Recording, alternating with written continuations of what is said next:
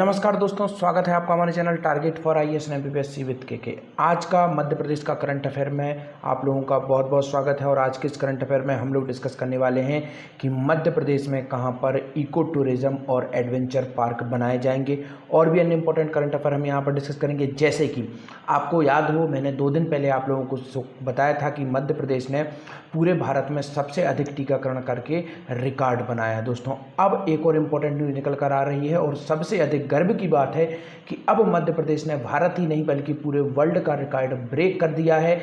एक दिन में सबसे अधिक टीके वैक्सीनेशन करने का रिकॉर्ड मध्य प्रदेश के नाम हो गया है। तो कितने ऐसे टीके लगाए गए और किस कारण से मध्य प्रदेश का जो वर्ल्ड रिकॉर्ड बुक है उसमें नाम दर्ज हो गया है, और इसकी जानकारी माननीय मुख्यमंत्री जी द्वारा दी गई है। तो इसको हम यहाँ पर देखेंगे। कुछ रोड और नए कुछ ब्रिज और पुल बनाए जा रहे हैं, उनके लिए कितने करोड़ की स्वीकृति की गई है, तो उसको भी हम यहाँ पर देखेंगे। और अगर आप पहली बार इस चैनल को विजिट कर रहे हैं तो मेरी आप लोगों से रिक्वेस्ट है कि please subscribe my channel, hit bell icon, new must out new update.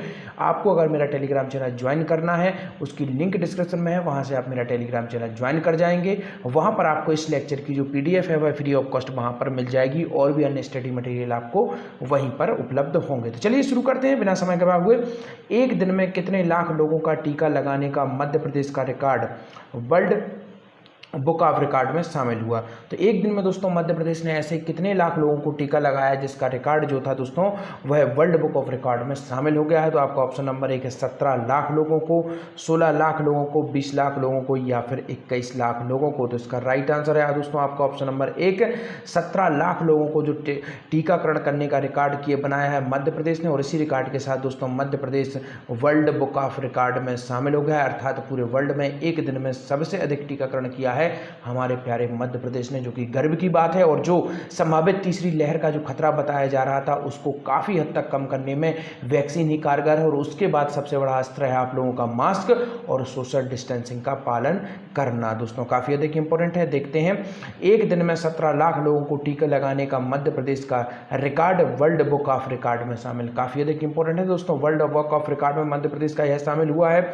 एक साथ 17 लाख लोगों को टीके लगाने का रिकॉर्ड। देखते हैं क्या है पूरी न्यूज़, क्या क्या इंपॉर्टेंट फैक्ट है इससे संबंधित। पूरे के पूरे इंपॉर्टेंट फैक्ट ही हैं, तो इन सबको हम यहाँ पर देखते हैं। मध्य प्रदेश में कोविड-19 टीकाकरण के महाअभियान के एक दिन में 16,91,967 लोगों को वैक्सीन का डोज लगाने का वर्ल्ड बुक रिकॉर्ड ने वर्ल्ड रिकॉर्ड में शामिल कर लिया है। तो दोस्तों यह किस में शामिल कर लिया गया है? वर्ल्ड बुक ऑफ रिकॉर्ड में शामिल कर लिया गया है। यह जानकारी वर्ल्ड बुक ऑफ रिकॉर्ड ने मुख्यमंत्री श्री शिवराज सिंह चौहान जी को 22 जून को लिखे पुष्टि पत्र में दी। तो यह काफ़ी अधिक इंपॉर्टेंट है। इसके बाद देखते हैं, world book of record Bharat के प्रेसिडेंट कौन है? संतोष शुक्ला ने मुख्यमंत्री श्री चौहान को भेजे पुष्टि पत्र में कहा कि मध्य प्रदेश द्वारा टीकाकरण में बनाए गए रिकॉर्ड को रिकॉर्ड बुक ऑफ में शामिल करने पर संस्था को प्रसन्नता हो रही है। और इस बात की पुष्टि पत्र में वर्ल्ड रिकॉर्ड के संबंधी प्रमाण पत्र से सम्मानित करने के लिए मुख्यमंत्री श्री चौहान की सहमति और दिनांक आदि भेजने के लिए अनुरोध किया। तो यह काफ़ी अधिक इंपॉर्टेंट और काफ़ी गर्व की बात है। दोस्तों अभी हमने यहाँ पर देखा, यह जो वर्ल्ड बुक ऑफ रिकॉर्ड है इसका नाम यहाँ पर चर्चा में आया है दोस्तों।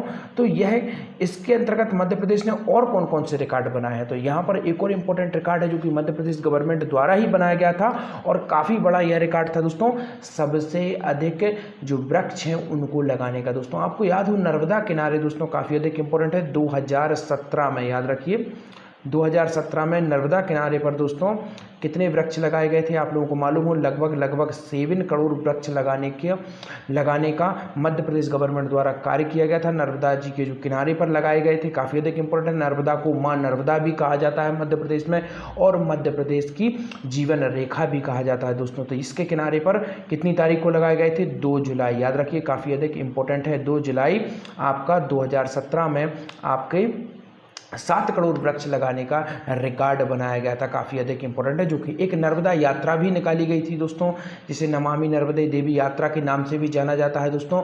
और यह यात्रा मध्य प्रदेश के कितने जिलों से गुजरी थी दोस्तों? यह यात्रा मध्य प्रदेश के 16 जिलों से गुजरी थी, जो कि काफ़ी अधिक इंपॉर्टेंट है। और नर्मदा दोस्तों मध्य प्रदेश के कितने जिलों से गुजरती है? 15 जिलों से गुजरती है। इसको भी आपको याद रखना है दोस्तों। और मध्य प्रदेश के अंतर्वर्ती जिले, अर्थात ऐसे जिले जिनकी सीमा किसी अन्य राज्य को नहीं लगती है, अर्थात यहाँ पर आप जो देखेंगे अंतर्वर्ती जिले जो कि किसी भी अन्य राज्य को टच नहीं करते हैं, ऐसे जिलों की संख्या कितनी है दोस्तों? 18 है। याद रखिए, काफ़ी अधिक इंपॉर्टेंट है। इसके बाद मध्य प्रदेश के ऐसे जिले जहाँ से कर्क रेखा गुजरती है, आपको मालूम है मध्य प्रदेश के बीचों बीच से कर्क रेखा गुजरती है, तो कितने जिलों से गुजरती है? 14 जिलों से मध्य प्रदेश के कर्क रेखा गुजरती है। और मध्य प्रदेश का एक भौगोलिक क्षेत्र है जिसे हम लोग जानते हैं बघेल खंड का पठार, इसको बीचों बीच से काटती है आपकी कौन? कर्क रेखा, इसको बीचों बीच से काटती है। और जो नर्मदा नदी है दोस्तों, वह कर्क रेखा के समानांतर प्रवाहित होती है। तो यह भी आपको याद रखना है, काफ़ी अधिक इंपॉर्टेंट है। और बघेल खंड का जो पठार है दोस्तों, यह मध्य प्रदेश का सबसे छोटा भौगोलिक क्षेत्र है, तो यह भी काफ़ी अधिक इंपॉर्टेंट है, इसको आपको याद रखना है दोस्तों। चलिए आइए देखते हैं नेक्स्ट क्वेश्चन को। मध्य प्रदेश में कहां पर इको टूरिज्म और एडवेंचर पार्क बनाया जाएगा? काफ़ी अधिक इंपॉर्टेंट होते हैं दोस्तों यह इको टूरिज्म, अर्थात आपको प्रकृति के करीब लाने के लिए यह टूरिज्म ऑर्गेनाइज किए जाते हैं। और एडवेंचर पार्क आपको मालूम है, एडवेंचर अर्थात रोमांच पार्क यह होते हैं जहां पर विभिन्न प्रकार की गतिविधियां होती हैं। आप समझ सकते हैं, पंजी जंपिंग भी देखते हैं आप लोग, और कई तरीके के एडवेंचर यहाँ पर एक्टिविटीज़ की जाती हैं। तो यह कहाँ पर डेवलप करने का प्रोग्राम है मध्य प्रदेश में? आपका ऑप्शन नंबर 1 है उमरी खेड़ा, रातापानी, दुर्गावती अभ्यारण्य या फिर राला मंडल अभ्यारण्य। तो इसका राइट आंसर क्या है दोस्तों? ऑप्शन नंबर 1 उमरी खेड़ा में इसे इको टूरिज्म तथा एडवेंचर पार्क डेवलप करने के जाने की बात कही गई है मध्य प्रदेश में।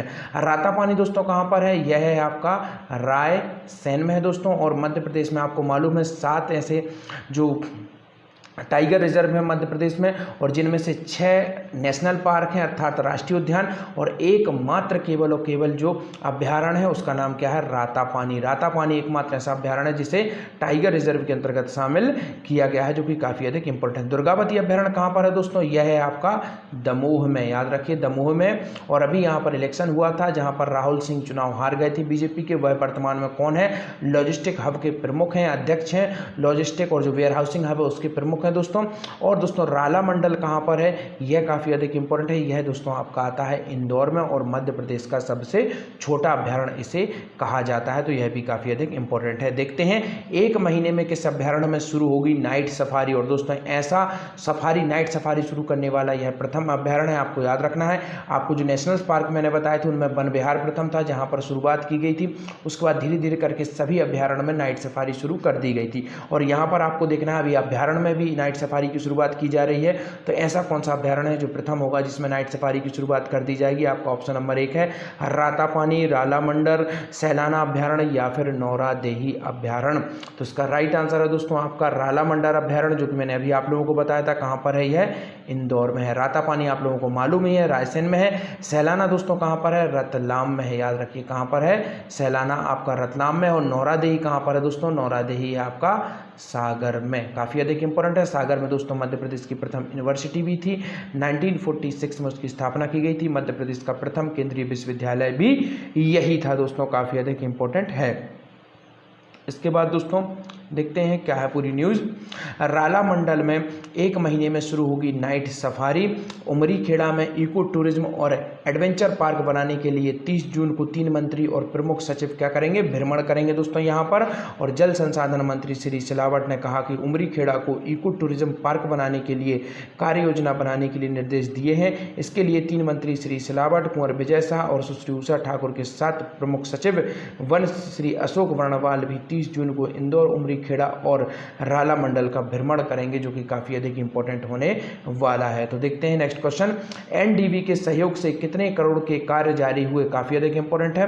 तो देखते हैं, आपका ऑप्शन नंबर 1 है 4875 करोड़ रुपए, आपका ऑप्शन नंबर 2 है 300 करोड़ रुपए, ऑप्शन नंबर 3 है 500 करोड़ रुपए, या इनमें से कोई नहीं। इसका राइट आंसर है दोस्तों ऑप्शन नंबर 1 4875 करोड़ रुपए, जो कि किए गए हैं एडीबी द्वारा जारी। किसके लिए? आपके मध्य प्रदेश में रोड निर्माण के लिए। काफ़ी अधिक इंपॉर्टेंट है। देखते हैं कितने करोड़ रुपए की लागत से 82 सड़कें और 80 पुलों का निर्माण कार्य हुआ पूरा। तो मध्य प्रदेश में अभी तक 82 पुल और 82 सड़कें और 80 पुलों का निर्माण कार्य पूरा हुआ है। इनकी लागत कितनी थी? 22,22 40 करोड़, 100 करोड़, 5000 करोड़ या फिर इनमें से कोई नहीं? इसका राइट आंसर है आपका ऑप्शन नंबर 1, 2240 करोड़ रुपए इनकी लागत थी 82 सड़क और 80 पुलों की। दोस्तों काफ़ी अधिक इंपॉर्टेंट है। जटाशंकर नाम का दोस्तों जो आपका पुल बनाया जा रहा है, यह कहाँ पर बनाया जा रहा है? छतरपुर में बनाया जा रहा है। इसका मैंने जिक्र यहाँ पर क्यों किया दोस्तों? क्योंकि इसका जिक्र मध्य प्रदेश का, जो अभी आपको मालूम हो,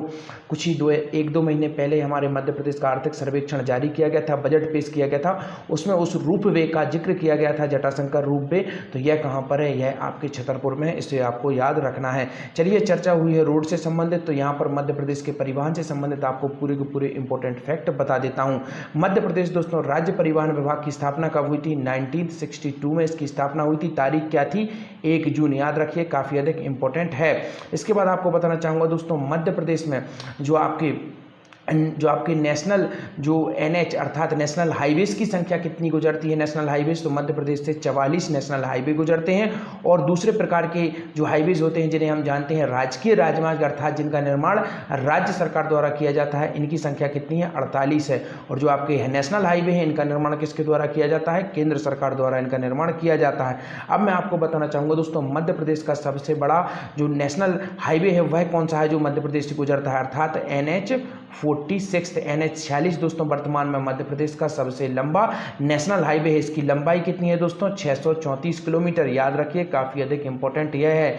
इसके बाद आप दोस्तों देखेंगे सेकंड नंबर पर कौन सा आता है? NH44 दोस्तों, यह मध्य प्रदेश में दूसरा सबसे लंबा नेशनल हाईवे है दोस्तों। और इसका इंपॉर्टेंट फैक्ट आपको बता देना चाहूँगा, यह दोस्तों भारत का सबसे लंबा नेशनल हाईवे है वर्तमान में। अब इसके पहले NH7 था, परंतु अब वह नहीं रहा, NH44 हो गया है भारत का सबसे बड़ा नेशनल हाईवे। तो आपको याद रखना है, काफ़ी अधिक इंपॉर्टेंट है। अब आपको बताना चाहूँगा दोस्तों, मध्य प्रदेश का सबसे छोटा NH कौन सा है? अर्थात नेशनल हाईवे सबसे छोटा कौन सा है दोस्तों?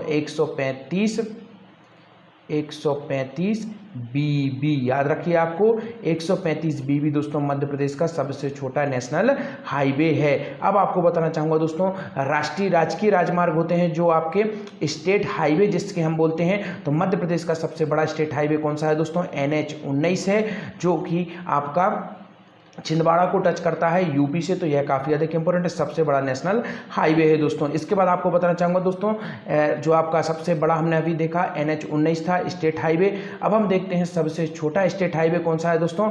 39A। याद रखिए, सबसे छोटा यह मध्य प्रदेश का वर्तमान में क्या है? स्टेट हाईवे है। तो चलिए आइए देखते हैं क्या है पूरी न्यूज़। NDB के सहयोग से बनने वाले सड़क पुल के कार्य समय सीमा में पूर्ण कराए। लोक निर्माण मंत्री कौन है? गोपाल भार्गव जी हैं। NDB के सहयोग से 4875 करोड़ के कार्य जारी हुए। 2240 करोड़ रुपए की लागत से 42 सड़कों और 80 पुलों का कार्य पूर्ण हुआ। आज के आपके क्वेश्चन, मंत्रिपरिषद ने प्रदेश में सर्व संसाधन युक्त कितने विद्यालयों के लिए जो आपकी 6952 करोड़ रुपए की सहमति दी है? आपका नेक्स्ट क्वेश्चन है, Narmada basin project company limited को कितने करोड़ रुपए हस्तांतरित किए जाएंगे? और थर्ड आपका क्वेश्चन है, महिला ठेकेदारों को नहीं देना होगा पंजीयन, किस विभाग द्वारा जारी किए गए निर्देश? वीडियो अगर अच्छी लगी हो तो चैनल को सब्सक्राइब कर दीजिए, वीडियो को लाइक कर दीजिए और टेलीग्राम चैनल को ज्वाइन करना ना भूलिए, क्योंकि वहां पर आपको मिलेगी इस लेक्चर की free of cost PDF। It will help you to make your notes easy to remember you, and if you remember properly your current affair, you can easily give answer whenever you sitting into exam hall. You don't need to put any extra efforts. Thank you so much watching this video.